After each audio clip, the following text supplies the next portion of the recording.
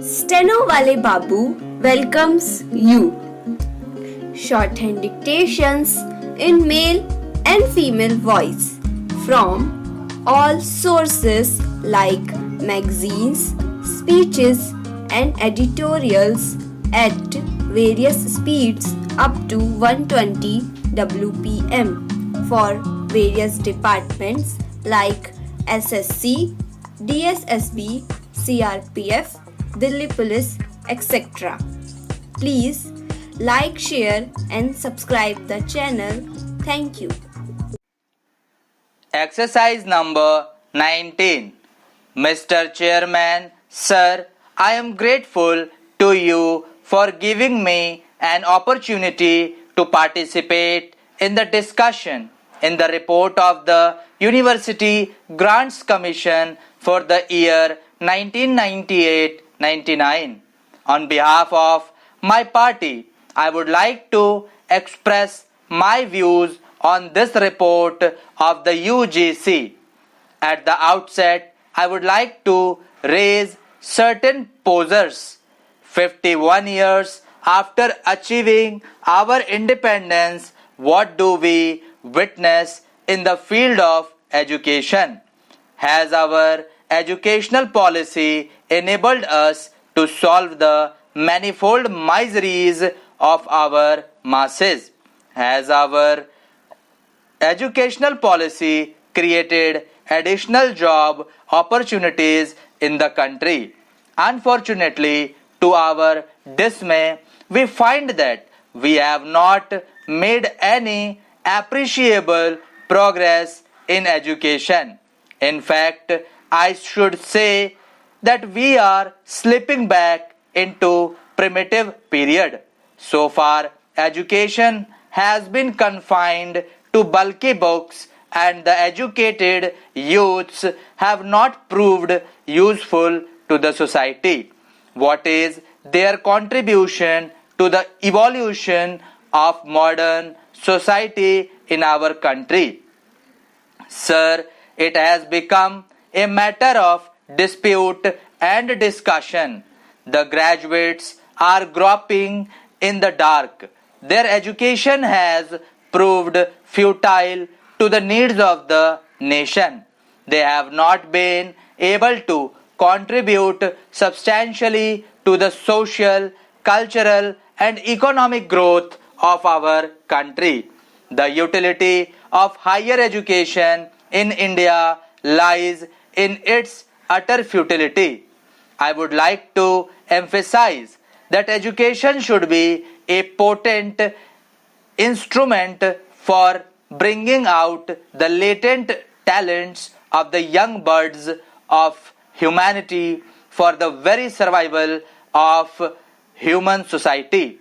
In this background, we should have a look at the 1997-98 report of the University Grants Commission.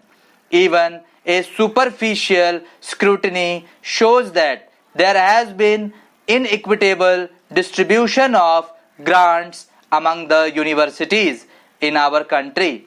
You know, sir, that there are 105 universities in our country, out of which 7 are under the control of the central government, called the central universities.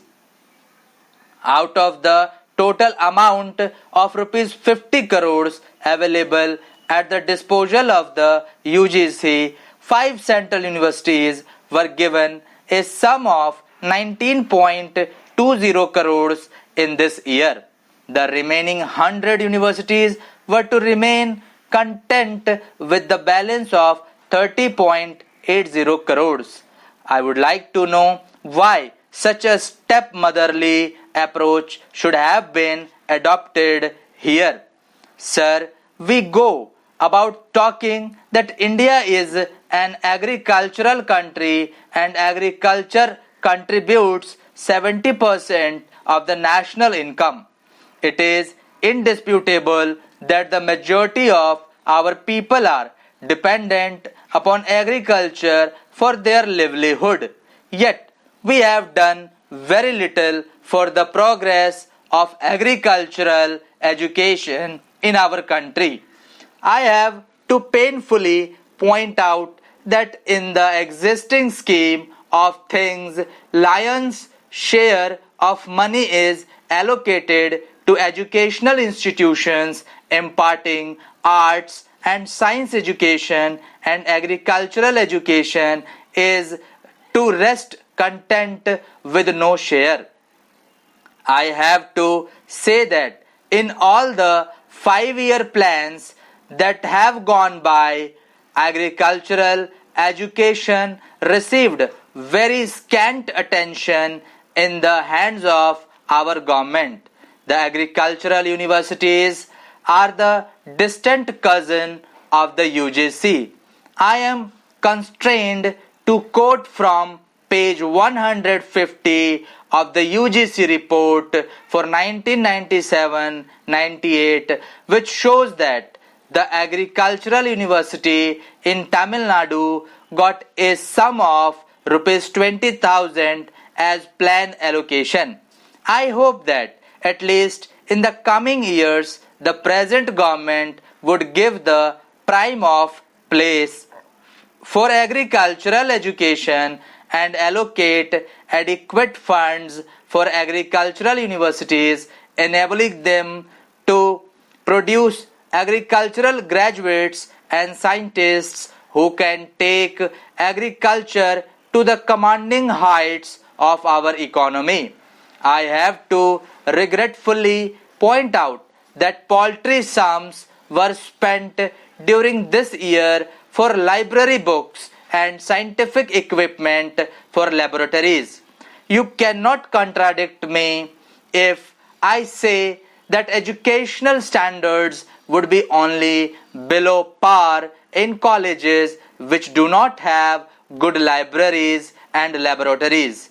In 1997-98, a sum of rupees 2.45 crores was allocated for library books and rupees 4 crores for specific equipment. As library and laboratory are the essential ingredient of higher education, the UGC should be stingy in allocating funds for this purpose. I would like to recall that the father of the nation, Mahatma Gandhi, and our late revered leader used to emphasize repeatedly the necessity of teaching the young and the youth of the country in mother tongue. Even after 5 decades of our independence, we do not have textbooks for higher education in mother tongues. Consequently, the standard of education has gone down steeply. It is of paramount importance that textbooks for higher education must be brought out in mother tongues. Here, the UGC has a vital role to play. Sir, the universities alone can be entrusted with this onerous task of bringing out collegiate textbooks in regional languages, and no other body can do. Thank you.